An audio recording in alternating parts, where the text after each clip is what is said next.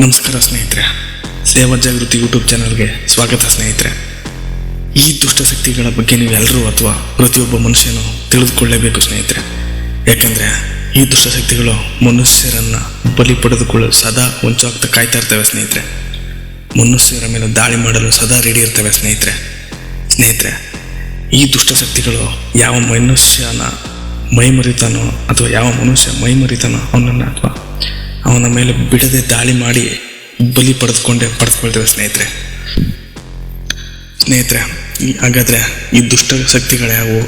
ಈ ದುಷ್ಟಶಕ್ತಿಗಳನ್ನು ನಿರ್ಮೂಲನೆ ಮಾಡುವಂಥ ದೈವ ಕ್ಷೇತ್ರ ಯಾವುದು? ದೇವರು ಯಾವುದು? ಈ ದುಷ್ಟಶಕ್ತಿಗಳನ್ನು ಓಡಿಸುವಂಥ ದೇವರು ಯಾವುದು ಅನ್ನುವಂಥದ್ದನ್ನು ನಾನು ಈ ವಿಡಿಯೋದಲ್ಲಿ ತಿಳಿಸ್ಕೊಡ್ತೀನಿ ಸ್ನೇಹಿತರೆ. ಕೊನೆವರೆಗೂ ನೋಡಿ ಸ್ನೇಹಿತರೆ. ದಯವಿಟ್ಟು ಈ ಚಾನಲ್ನ ಸಬ್ಸ್ಕ್ರೈಬ್ ಮಾಡಿ ಸ್ನೇಹಿತರೆ.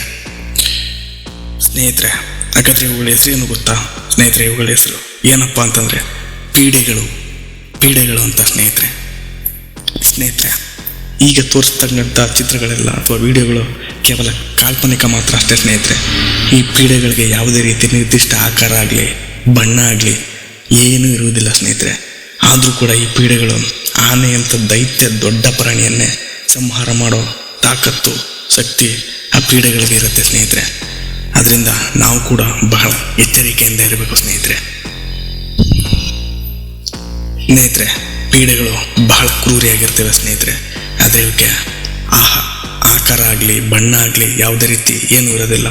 ಆದರೆ ಆತ್ಮಶಕ್ತಿಯಿಂದಲೇ ಅವು ಎಲ್ಲರ ಮೇಲೆ ದಾಳಿ ಮಾಡಿ ಬಲಿ ಕೊಡ್ತವೆ. ಆದರೆ ಕ್ರೂರವಾಗಿ ದಾಳಿ ಮಾಡ್ತವೆ ಸ್ನೇಹಿತರೆ. ಇಲ್ಲ ಅಂತಂದರೆ ಅವುಗಳು ದೆವ್ವದ ರೀತಿ ಮೆಟ್ಕೊಳ್ಳಲ್ಲ ಸ್ನೇಹಿತರೆ. ಆಕಾರ ಇರೋದಿಲ್ಲ ಸ್ನೇಹಿತರೆ. ದೆವ್ವಗಳಿಗೆ ಮಾತ್ರ ಆಕಾರ ಬಣ್ಣ ಆಗಾಗ ಚೇಂಜ್ ಆಗುವಂಥ ಬಣ್ಣಗಳು ಆಕಾರ ಇದ್ದೇ ಇರುತ್ತೆ ಸ್ನೇಹಿತರೆ ದೆವ್ವಗಳಿಗೆ.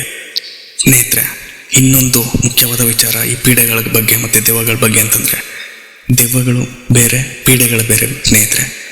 ದೆವ್ವಗಳು ಬೇರೆ ಪೀಡೆಗಳು ಬೇರೆ ಸ್ನೇಹಿತರೆ. ದೆವ್ವಗಳಿಗೆ ಆಕಾರ ಇರುತ್ತೆ, ಬಣ್ಣ ಇರುತ್ತೆ, ಬಟ್ ಮುಖ ಯಾವುದೇ ರೀತಿ ಯಾರಿಗೂ ಕಂಡಿಲ್ಲ ಸ್ನೇಹಿತರೆ. ಯಾವುದೇ ಉದಾಹರಣೆಗಳಿಲ್ಲ. ಮತ್ತು ಆಕಾರ ಮತ್ತು ಬಣ್ಣ ಚೇಂಜ್ ಆಗುವಂಥ ಉದಾಹರಣೆ ಇದೆ. ಆಗಾಗ ದೆವ್ವಗಳು ಆಕಾರ ದೊಡ್ಡದಾಗುವಂಥದ್ದು, ಬಿಳಿ ಬಣ್ಣದಲ್ಲಿರುವಂಥದ್ದು ಈ ಥರ ಇರುತ್ತೆ ಸ್ನೇಹಿತರೆ. ಸ್ವಲ್ಪ ಸೌಂಡು ಕೂಡ ದೆವ್ವಗಳು ಮಾಡ್ತವೆ.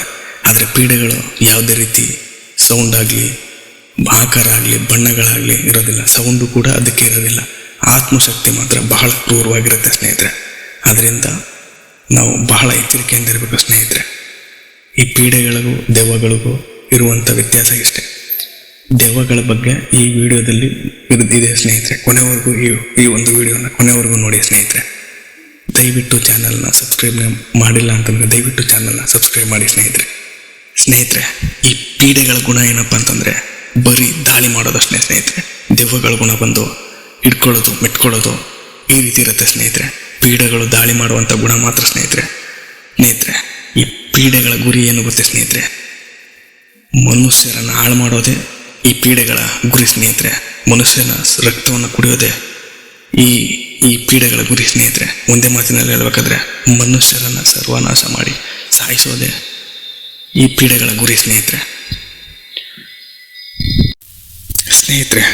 ಈ ಪೀಡೆಗಳು ಯಾವುವು ಅಂತ ಗೊತ್ತಾ? ದುಷ್ಟ ಆತ್ಮಗಳೇ ಪೀಡೆಗಳು ಸ್ನೇಹಿತರೆ. ಈ ದುಷ್ಟ ಆತ್ಮಗಳು ಪೀಡೆಗಳಾಗಿ ಹೇಗೆ ಜನಿಸಿದವು ಗೊತ್ತಾ? ಯಾಕೆ ಜನಿಸಿದವು ಗೊತ್ತಾ? ಯಾಕೆಂದರೆ ಇವು ಮನುಷ್ಯನ ದೇಹದಲ್ಲಿದ್ದಾಗ ಅಥವಾ ಮನುಷ್ಯರಾಗಿದ್ದಾಗ ದೇವರನ್ನು ವಿರೋಧಿಸುತ್ತಾ, ದೇವರನ್ನು ನಂಬದೆ ದೈವ ಕಾರ್ಯಗಳಿಗೆ ವಿರೋಧವನ್ನು ಮಾಡುತ್ತಾ, ಕ್ರೌರ್ಯವನ್ನು ಮೆರೆಯುತ್ತಾ, ಸಾಮಾನ್ಯ ಜನರಿಗೆ ಮತ್ತು ದೈವ ಭಕ್ತರಿಗೆ ತೊಂದರೆಯನ್ನು ಕೊಡುತ್ತಾ, ಸದಾಕಾಲ ಯಾರಿಗೂ ಬೆಲೆ ಕೊಡದೆ ರಾಕ್ಷಸರಂತೆ ಬದುಕುತ್ತಿರುತ್ತಾರೆ. ಈ ರೀತಿ ರಾಕ್ಷಸರಂತೆ ಬದುಕುತ್ತಿದ್ದವರು ಅಥವಾ ರಾಕ್ಷಸರಂತೆ ಮೆರೆದು ಸಮಾಜದಲ್ಲಿ ರಾಕ್ಷಸರಂತೆ ಗುರುತಿಸಿಕೊಂಡವರು ಸತ್ತ ಮೇಲೆ ಪೀಡೆಗಳಾಗಿ ಜನಿಸ್ತಾರೆ ಸ್ನೇಹಿತರೆ. ಅದೇ ರೀತಿ ರಾಕ್ಷಸರಂತೆ ಬದುಕುವ ಸಂದರ್ಭದಲ್ಲಿ ಅಥವಾ ಪಾಪದ ಕೂಡ ತುಂಬಿದ ಸಂದರ್ಭದಲ್ಲಿ ದೇವರು ಇವರ ಮೇಲೆ ಅಥವಾ ದುಷ್ಟಾತ್ಮ ಮನುಷ್ಯರ ಮೇಲೆ ದಾಳಿ ಮಾಡಿ ಭೀಕರವಾಗಿ ಸಾಯಿಸಿಬಿಡುತ್ತಾನೆ ಸ್ನೇಹಿತರೆ.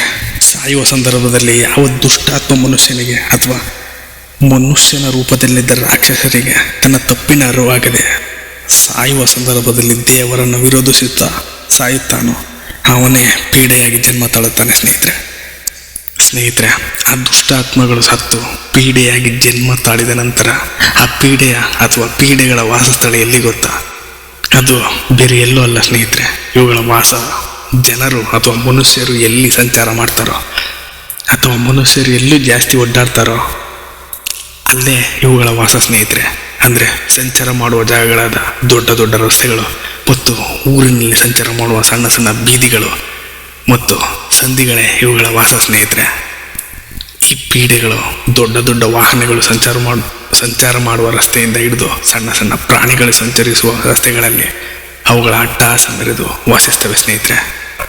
ಆದ್ದರಿಂದ ಸ್ನೇಹಿತರೆ, ಪ್ರತಿಯೊಬ್ಬರು ದೊಡ್ಡ ದೊಡ್ಡ ರಸ್ತೆಗಳಲ್ಲಿ ಅಥವಾ ಹೈವೇಗಳಲ್ಲಿ ಸಂಚರಿಸುವ ಸಂದರ್ಭದಲ್ಲಿ ತುಂಬ ಜಾಗರೂಕರಾಗಿ ಸಂಚರಿಸಿ ಸ್ನೇಹಿತರೆ. ಯಾಕೆಂದರೆ ಆ ಪೀಡೆಗಳ ಅಟ್ಟಹಾಸಕ್ಕೆ ನೀವು ಸಿಲುಕಿದ್ರೆ ಸ್ನೇಹಿತರೆ, ನಿಮ್ಮನ್ನು ಕಾಪಾಡೋಕ್ಕೆ ಯಾರಿಂದಲೂ ಸಾಧ್ಯ ಇಲ್ಲ ಸ್ನೇಹಿತರೆ. ಆದ್ದರಿಂದ ನೀವು ಸ್ನೇಹಿತರೆ ಸಂಚಾರ ಮಾಡುವ ಸಂದರ್ಭದಲ್ಲಿ ಅಥವಾ ಮನೆಯಿಂದ ಹೊರಡುವ ಸಂದರ್ಭದಲ್ಲಿ ದೇವರಿಗೆ ನಮಸ್ಕಾರ ಮಾಡಿ ತಿಳಿಸಿ ಸ್ನೇಹಿತರೆ.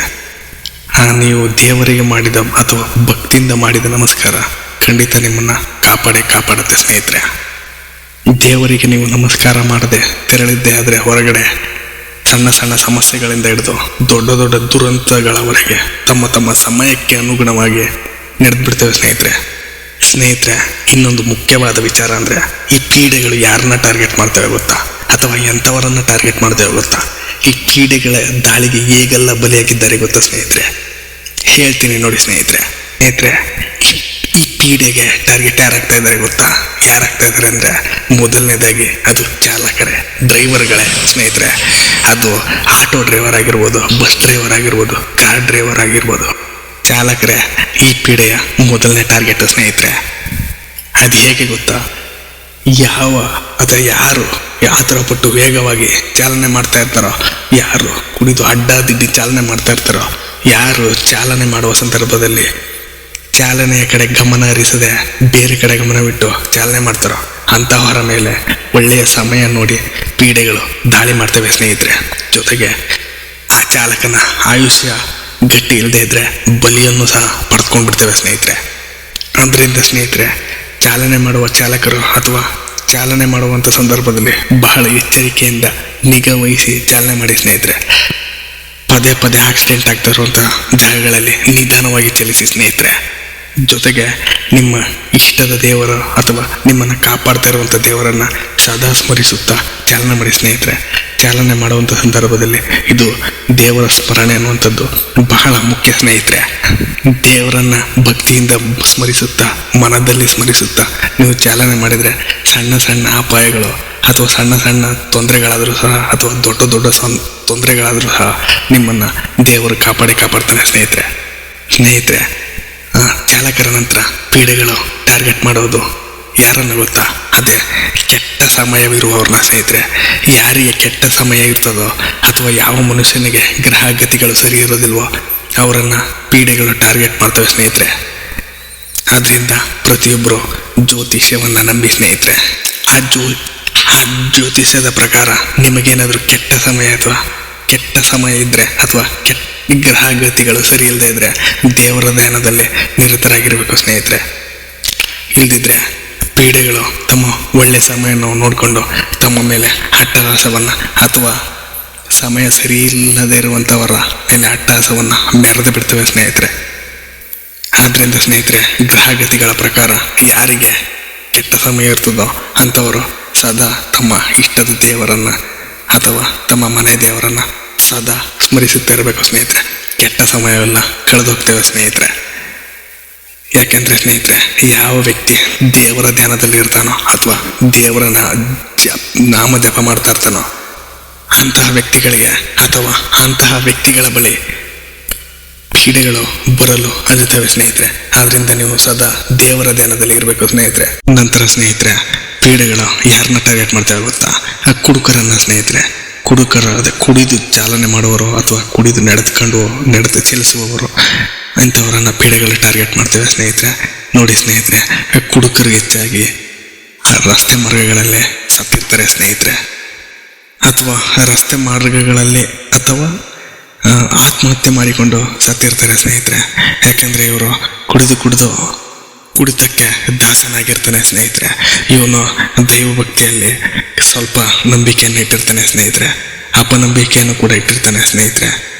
ಅದರಿಂದಾಗಿ ಸ್ನೇಹಿತರೆ ಇವರು ಪೀಡೆಗಳ ದಾಳಿಗೆ ಒಳಗಾಗ್ತಾರೆ ಸ್ನೇಹಿತರೆ. ಮತ್ತೆ ಪೀಡೆಗಳ ದಾಳಿಯಿಂದಾಗಿ ಹುಚ್ಚರಂತೆ ವರ್ತಿಸಲು ಶುರು ಮಾಡ್ತಾರೆ ಸ್ನೇಹಿತರೆ. ರಾಕ್ಷಸರಂತೆ ವರ್ತಿಸಲು ಶುರು ಮಾಡ್ತಾರೆ ಸ್ನೇಹಿತರೆ. ಮತ್ತೆ ಮದವೇರಿ ಮನ ಬಂದಂತೆ ಬೀದಿಗಳಲ್ಲಿ ಕಿರುಚುತ್ತಾ ಸಾಯಲು ಆರಂಭಿಸುತ್ತಾರೆ ಸ್ನೇಹಿತರೆ. ಹಂತವಾಗಿ ಸಾಯಲು ಆರಂಭಿಸುತ್ತಾರೆ ಸ್ನೇಹಿತರೆ.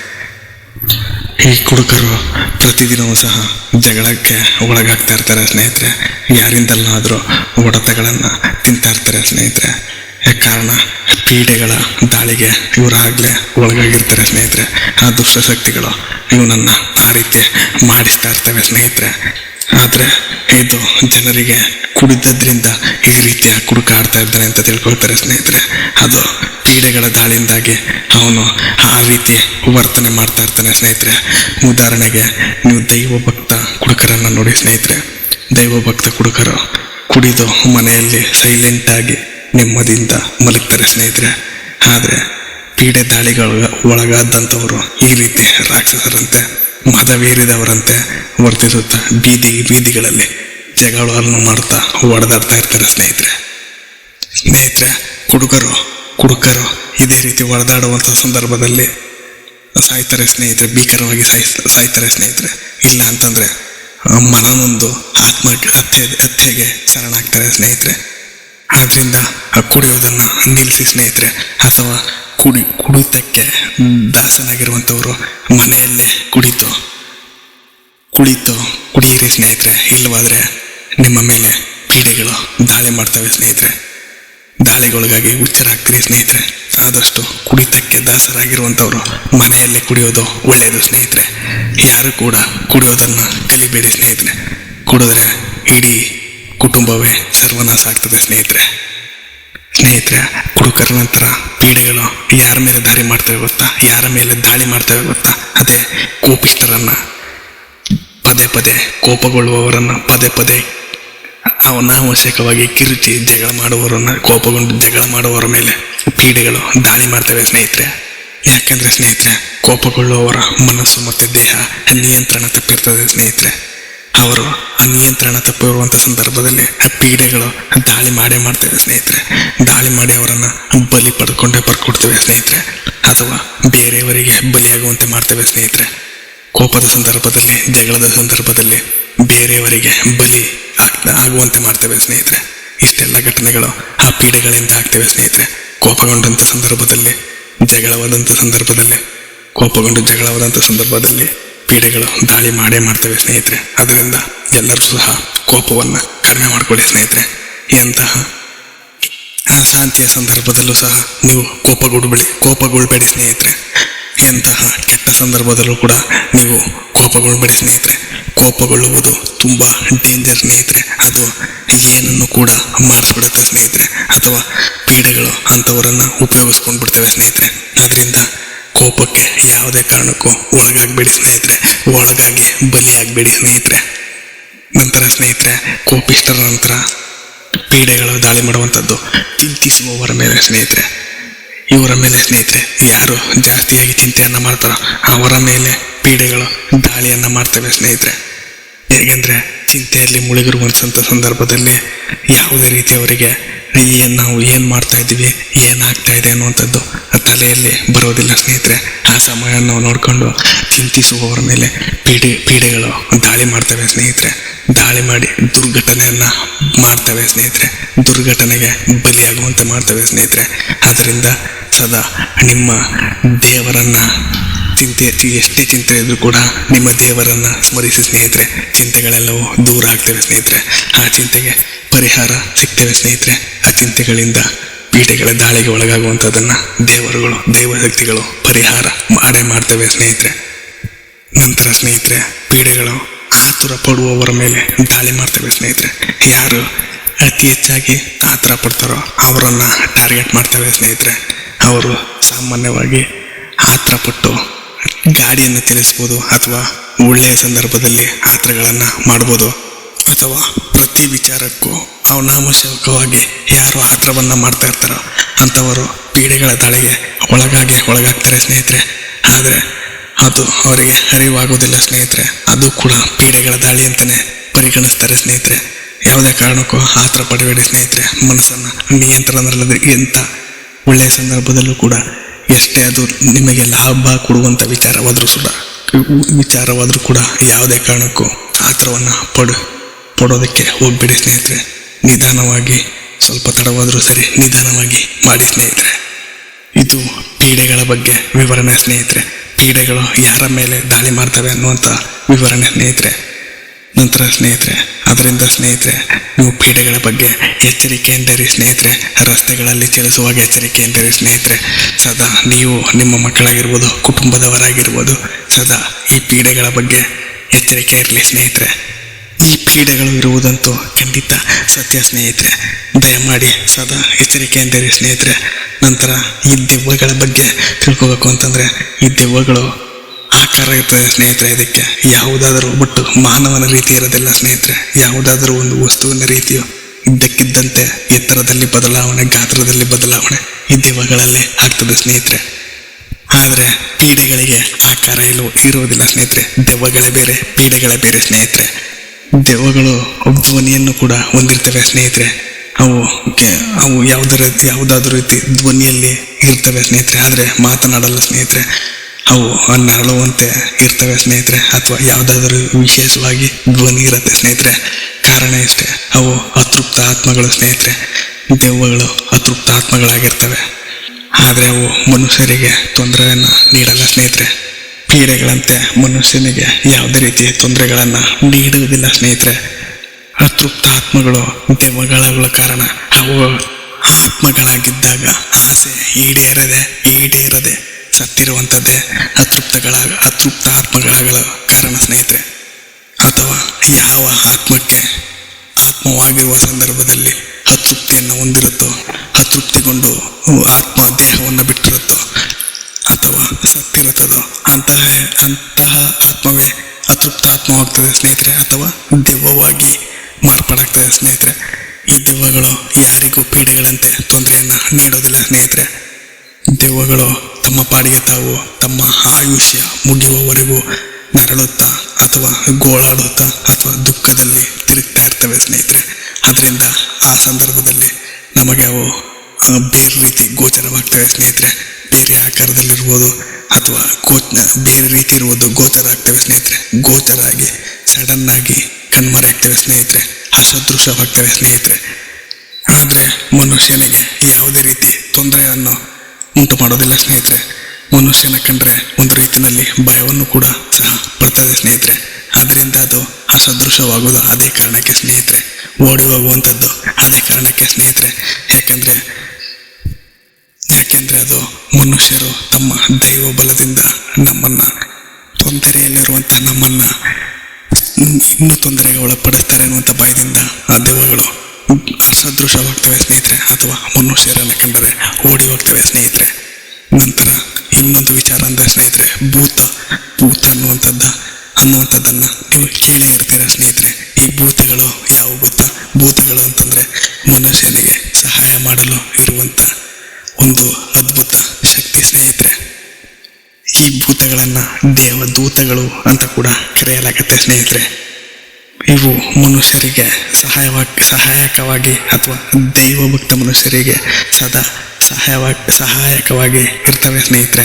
ಯಾರು ಹೆಚ್ಚಾಗಿ ದೇವರನ್ನು ನಂಬ್ತಾರೋ ಅಥವಾ ಯಾರು ಹೆಚ್ಚಾಗಿ ದೈವ ಕಾರ್ಯಗಳಲ್ಲಿ ತೊಡಗಿಸ್ಕೊಳ್ತಾರೋ ಅಂಥವರಿಗೆ ಸದಾ ರಕ್ಷಣೆಯಾಗಿ ಇರ್ತವೆ ಸ್ನೇಹಿತರೆ. ಅವು ಮನುಷ್ಯರನ್ನು ಕಾಪಾಡಲು ಸದಾ ಸಿದ್ಧರಿರ್ತವೆ ಸ್ನೇಹಿತರೆ. ಇವು ಪೀಡೆಗಳನ್ನು ಕೂಡ ಸಂಹಾರ ಮಾಡುವಂಥ ಶಕ್ತಿ ಭೂತಗಳಿಗೆ ಇರ್ತವೆ ಸ್ನೇಹಿತರೆ. ಪೀಡೆಗಳನ್ನು ಕೂಡ ಓಡಿಸುವಂಥ ಶಕ್ತಿ ಭೂತಗಳಿಗೆ ಇರ್ತವೆ ಸ್ನೇಹಿತರೆ. ಪೀಡೆ, ದೆವ್ವ, ಭೂತಗಳಿಗೆ ಇಷ್ಟೇ ಸ್ನೇಹಿತರೆ ವ್ಯತ್ಯಾಸ. ದಯಮಾಡಿ ಈ ಪೀಡೆಗಳ ಬಗ್ಗೆ ಸದಾ ಎಚ್ಚರಿಕೆಯಿಂದ ಇರಿ ಸ್ನೇಹಿತರೆ. ಸದಾ ದೈವ ಕಾರ್ಯಗಳಲ್ಲಿ ತೊಡಗಿಸಿಕೊಳ್ಳಿ ಸ್ನೇಹಿತರೆ. ದಿನ ಕನಿಷ್ಠ ಒಂದು ಗಂಟೆ ದೇವರಿಗೆ ಮೀಸಲಿಡಿ ಸ್ನೇಹಿತರೆ. ಸ್ನೇಹಿತರೆ, ಇದಿಷ್ಟು ಮಾಹಿತಿ ನಿಮಗೆ ಸಂಪೂರ್ಣವಾಗಿ ಇಷ್ಟವಾಗಿದೆ ಅಂತ ಭಾವಿಸ್ತೀನಿ ಸ್ನೇಹಿತರೆ. ಸಂಪೂರ್ಣವಾಗಿ ನಿಮಗೆ ತಾಕಿದೆ ಅಂತ ಭಾವಿಸ್ತೀನಿ ಸ್ನೇಹಿತರೆ. ದಯಮಾಡಿ ನಮ್ಮ ಚಾನಲನ್ನು ಸಬ್ಸ್ಕ್ರೈಬ್ ಮಾಡಿ ಸ್ನೇಹಿತರೆ. ಇದನ್ನು ಶೇರ್ ಮಾಡಿ ಸ್ನೇಹಿತರೆ. ಜೈ ಶ್ರೀರಾಮ್ ಸ್ನೇಹಿತರೆ. ಇನ್ನೊಂದು ಇಂಟ್ರೆಸ್ಟಿಂಗ್ ವಿಷಯದ ಬಗ್ಗೆ ಬರ್ತೀನಿ ಸ್ನೇಹಿತರೆ. ಜೈ ಶ್ರೀರಾಮ್ ಸ್ನೇಹಿತರೆ. ಚಾನಲನ್ನು ಸಬ್ಸ್ಕ್ರೈಬ್ ಮಾಡೋದನ್ನು ಮರಿಬೇಡಿ ಸ್ನೇಹಿತರೆ.